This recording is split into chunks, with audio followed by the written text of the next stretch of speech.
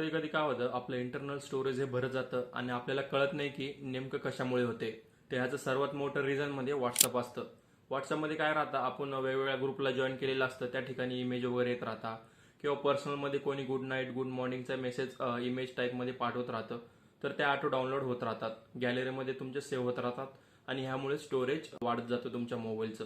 तर हे तुम्ही सगळं एका क्लिकमध्ये बंद करू शकता. तर जाणून घेण्याआधी हा व्हिडिओ नक्की सेव्ह करून ठेवा, तुम्हाला खरंच कामाला येईल. तर सर्वात पहिले तुम्हाला राईट साईडला वरती 3 डॉटवर क्लिक करायचं आहे. सेटिंगमध्ये यायचं आहे. सेटिंगमध्ये आल्यानंतर इथं चार्टमध्ये यायचं आहे आणि इथं मीडिया विजिबिलिटी ऑप्शन बंद असेल तर त्याला चालू करायचं आहे.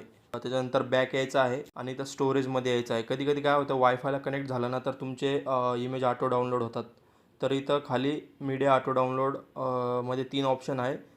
तर इथं तुमचे कोणते पण ऑप्शन टिक असेल तर त्याला अनटिक करायचं आहे. इथं युजिंग मोबाईल डाटा वायफायला कनेक्ट जर राहिलं तर इथं सगळं अनटिक करायचं आहे. तर अशा प्रकारे तुम्ही तुमचा ऑटो डाउनलोड बंद करू शकता. यामुळे तुमचे इंटरनल स्टोरेज भरणार नाही. जेव्हा तुम्हाला गरज असेल तेव्हाच तुम्ही क्लिक करून डाउनलोड करू शकता.